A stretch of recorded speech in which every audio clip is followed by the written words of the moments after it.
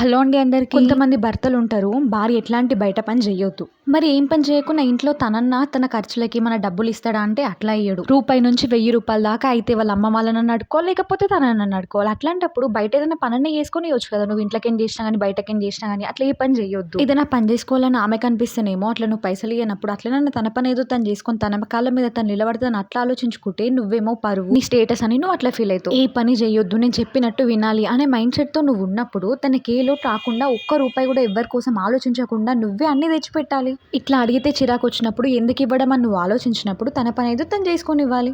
ఎంత తనేం పని చేయకున్నా, చేసినా గానీ అన్నిటికి నువ్వే ఇయ్యాలంటే నీకు బాధ.